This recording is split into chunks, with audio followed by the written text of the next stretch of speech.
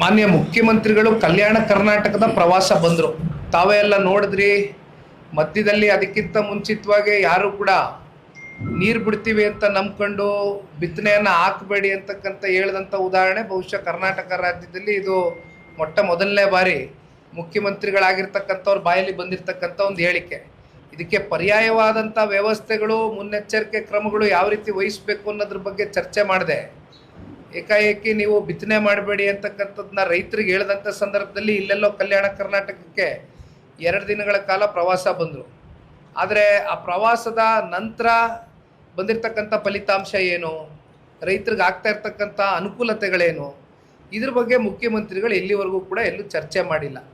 ಇದಕ್ಕೆ ನಾವು ಯಾವ ರೀತಿ ಪರಿಹಾರ ಮಾಡ್ತೀವಿ ಅಥವಾ ಯಾವಾಗ ಅಧಿಕೃತವಾಗಿ 135 ತಾಲೂಕುಗಳು ಬರಪೀಡಿತ ತಾಲೂಕುಗಳಾಗಿದೆ ಅಂತಕ್ಕಂಥದ್ದನ್ನ ಘೋಷಣೆ ಮಾಡಬೇಕು ಅಂತಕ್ಕಂಥದ್ದು ಇನ್ನೂ ಲೆಕ್ಕಾಚಾರ ಮಾಡ್ಕೊಂಡು ಕೂತಿದ್ದಾರೆ. ಎಲ್ಲಿ ಮತ್ತೆ ನಮ್ಮ ಹೆಗಲ ಮೇಲೆ ಈ ಪರಿಹಾರದ ಮೊತ್ತವನ್ನು ಕಟ್ಟಿಸೋ ಒಂದು ಪ್ರಯತ್ನದಲ್ಲಿ ಇದ್ದಾರೋ ಅನ್ನೋದು ಬಹುಶಃ ಅವರ ಲೆಕ್ಕಾಚಾರ ಆಗಿದೆ. ಆದರೆ ನಾವು ಭಾಳ ಗಟ್ಟಿಯಾಗಿ ಮುಖ್ಯಮಂತ್ರಿಗಳಿಗೆ ಒತ್ತಾಯವನ್ನು ಮಾಡ್ತೇವೆ. ಈ ವಿಚಾರದಲ್ಲಿ ಒಂದು ಗಡುವನ್ನು ಕೂಡ ಕೊಡ್ತೇವೆ.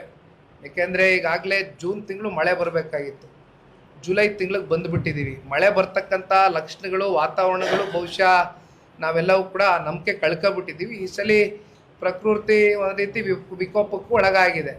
ಮತ್ತು ರೈತರು ಸಂಕಷ್ಟದಲ್ಲಿ ತತ್ತರಿಸೋಗಿದ್ದಾರೆ. ಇಂಥ ಸಂದರ್ಭದಲ್ಲಿ ರಾಜ್ಯ ಸರ್ಕಾರ ಇರ್ಬೋದು, ರಾಜ್ಯದ ಮುಖ್ಯಮಂತ್ರಿಗಳಿರ್ಬೋದು, ಅತಿ ಹೆಚ್ಚು ಸ್ಥಾನವನ್ನು ಪಡ್ಕೊಂಡಿರ್ತಕ್ಕಂಥ ಕಾಂಗ್ರೆಸ್ನ ಸರ್ಕಾರ ಇವತ್ತು ಆಡಳಿತದಲ್ಲಿದೆ. ಇಂಥ ಸಂದರ್ಭದಲ್ಲಿ ರೈತರ ಜೊತೆ ನಿಲ್ಲದೆ ಹೋದರೆ ಮತ್ತು ಇನ್ಯಾವ ಸಂದರ್ಭದಲ್ಲಿ ಅವ್ರು ರೈತರ ಜೊತೆ ನಿಲ್ತಾರೆ? ಒಂದು, ಇಲ್ಲಿ ಬಡ್ಡಿಯನ್ನು ಮನ್ನಾ ಮಾಡಬೇಕು, ಸಾಲವನ್ನು ಮನ್ನಾ ಮಾಡಬೇಕು ಅಂತಕ್ಕಂಥದ್ದು ಭಾಳ ಗಟ್ಟಿಯಾಗಿ ಹೇಳ್ತೀವಿ. ಪರಿಹಾರ ಘೋಷಣೆ ಮಾಡಬೇಕು. ಇವೆರಡು ವಿಚಾರಗಳು ಮುಂದಿಡ್ತೇವೆ.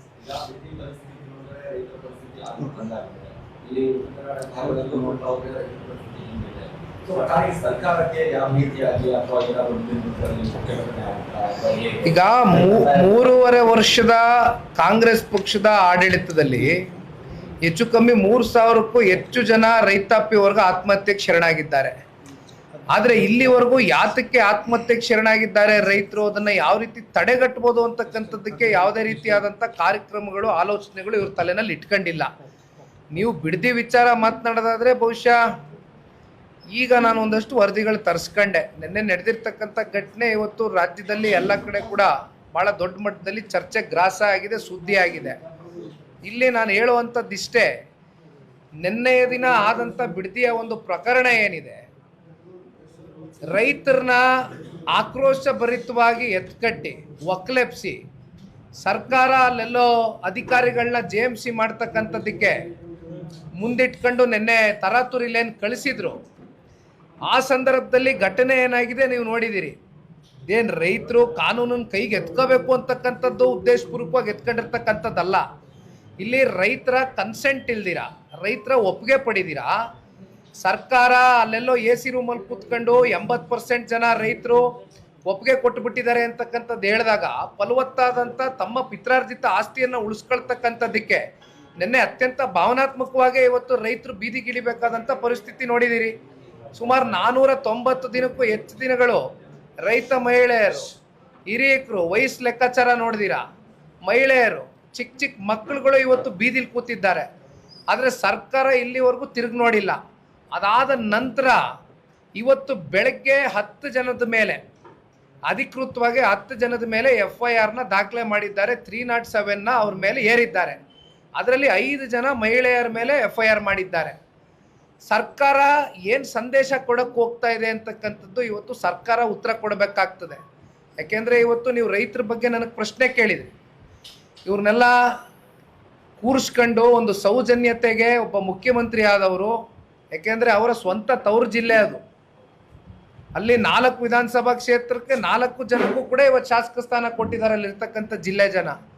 ಆದರೆ ಒಂದು ಸೌಜನ್ಯಕ್ಕಾದರೂ ಅವರನ್ನು ಕರೆದು ಇಲ್ಲಿವರೆಗೂ ಭೇಟಿ ಮಾಡ್ತಕ್ಕಂಥ ಪ್ರಯತ್ನ ಆಗಿಲ್ಲ. ಬದಲಾಗಿ ಅವ್ರಿಗೆ ಬೇಕಾದಂಥ ಒಂದಷ್ಟು ಜನನ ಕರೆಸ್ಕೊಂಡು ಈ ಥರ ರೈತರ ಶಾಲೆ ಹಾಕ್ಕೊಂಡು ಕೂರಿಸ್ಕೊಂಡು ರೈತರ ಜೊತೆ ನಾನು ಒಂದು ಸಂವಾದ ಮಾಡಿದ್ದೀನಿ, ಅವ್ರ ಒಪ್ಪಿಗೆ ತಗೊಂಡಿದ್ದೀನಿ ಅಂತ ಒಂದು ಬಿಂಬಿಸಿದ್ರು ಹೊರತುಪಡಿಸಿ ಯಾವ ರೈತರ ಜೊತೆ ಅಲ್ಲಿರ್ತಕ್ಕಂಥ ನಿಜವಾದ ರೈತರ ಜೊತೆ ಸರ್ಕಾರ ಆಗಲಿ ಮುಖ್ಯಮಂತ್ರಿಗಳಾಗಲಿ ಕೂತು ಚರ್ಚೆ ಮಾಡ್ತಕ್ಕಂಥ ಒಂದು ಸೌಹಾರ್ದಿತವಾದಂಥ ವಾತಾವರಣ ಸೃಷ್ಟಿ ಮಾಡಿಲ್ಲ. ಹಾಗಾಗಿ ನಿನ್ನೆ ದಿನ ಈ ಪ್ರಕರಣ ಆಗಿದೆ. ಆದರೆ ಒಂದು ಬಿಡದಿ ಭಾಗದ ರೈತರಿಗೆ ನಾನು ಇಲ್ಲಿಂದಾನೇ ಸಂದೇಶ ಕೊಡ್ಲಿಕ್ಕೆ ಬಯಸ್ತೇನೆ. ನಾವೀಗಾಗಲೇ ಮೊದಲನೇ ದಿನದಿಂದನೂ, ಯಾಕೆಂದರೆ ಇವೆಲ್ಲ ಮುನ್ನೆಲೆಗೆ ಬಂದಿರತಕ್ಕಂಥದ್ದು ಒಂದೂವರೆ ತಿಂಗಳಿಂದ ಭಾಳ ಜನ ಸಂಘಟನೆಗಳು ಎಲ್ಲ ಒಂದು ಸ್ವಲ್ಪ ಟಿ ವಿ ಮಾಧ್ಯಮದಲ್ಲಿ, ಆ ಪತ್ರಿಕಾ ಮಾಧ್ಯಮದಲ್ಲಿ ಯಾವಾಗ ಪ್ರಚಾರ ಆಯಿತು ಆಗ ಭಾಳ ಜನ ಸ್ವಇಚ್ಛೆಯಿಂದ ಸೋಷಿಯಲ್ ಮೀಡಿಯಾಗಳಲ್ಲಿ ಬೇರೆ ಬೇರೆ ಮೀಡಿಯಾ ಪ್ಲ್ಯಾಟ್ಫಾರ್ಮ್ಸಲ್ಲೆಲ್ಲ ಇದನ್ನು ವಿಡಿಯೋ ಮಾಡಿ ಹಾಕಿದರು. ಆದರೆ ಮೊದಲನೇ ದಿನದಿಂದ ಅವ್ರ ಹೋರಾಟದಲ್ಲಿ ಜನತಾದಳ ಪಕ್ಷ ಗಟ್ಟಿಯಾಗಿ ನಿಂತ್ಕೊಂಡಿದೆ. ಆಮೇಲೆ ನಾವು ಯಾವುದೇ ಅಭಿವೃದ್ಧಿಯ ವಿರೋಧಿಗಳಲ್ಲ. ಈಗ ಆರ್ಟಿಫಿಷಿಯಲ್ ಇಂಟೆಲಿಜೆನ್ಸು ಅಥವಾ ಸ್ಮಾರ್ಟ್ ಸಿಟಿನೋ ನಾವೇನೋ ಮಾಡ್ತೀವಿ ಅಂತಕ್ಕಂಥದ್ದೇನು ಸರ್ಕಾರ ಹೇಳುತ್ತೆ, ಇವತ್ತು KIDB ಕಡೆಯಿಂದ ಹೆಚ್ಚು ಕಮ್ಮಿ 1.5 ಲಕ್ಷ ಎಕರೆಗೂ ಅಧಿಕ ಜಮೀನು ಇವತ್ತು KIDB ಅಕ್ವಿಸಿಷನ್ ಮಾಡ್ಕೊಂಡಿದ್ದಾರೆ. ಅದು ನಮ್ಮ ಕಲ್ಯಾಣ ಕರ್ನಾಟಕ ಇರ್ಬೋದು, ಇಲ್ಲಿ ನಿಮ್ಮ ಕಿತ್ತೂರು ಕರ್ನಾಟಕ ಇರ್ಬೋದು, ಎಲ್ಲ ಭಾಗಗಳಲ್ಲೂ ಅಕ್ವಿಸಿಷನ್ ಆಗಿದೆ. ಇಲ್ಲಿ ಜನ ಇವತ್ತು ಗುಳೆ ಹೋಗ್ತಾ ಇದ್ದಾರೆ. ಒಂದಷ್ಟು ಜನ ಹೈದರಾಬಾದ್ಗೆ ಹೋಗ್ತಾರೆ, ಒಂದಷ್ಟು ಜನ ಬಾಂಬೆಗೆ ಹೋಗ್ತಾರೆ. ಗೂಳೆ ಹೋಗ್ತಕ್ಕಂಥ ಯುವಕರನ್ನ ಯಾಕೆ ನೀವು ಇಲ್ಲಿ KIDB ಅಕ್ವಿಸಿಷನ್ ಆಗಿರ್ತಕ್ಕಂಥ ಜಾಗದಲ್ಲಿ ಇಂಡಸ್ಟ್ರಿಗಳನ್ನ ಯಾಕೆ ತಗೊಂಬಂದು ಸ್ಥಾಪನೆ ಮಾಡೋಕ್ಕಾಗ್ತಾ ಇಲ್ಲ? AI ಸಿಟಿ ಅಂತಕ್ಕಂಥದ್ದು, ಸ್ಮಾರ್ಟ್ ಸಿಟಿ ಅಂತಕ್ಕಂಥದ್ದು ಫಲವತ್ತಾದಂಥ ಜಮೀನಲ್ಲೇ ಮಾಡಬೇಕಾ?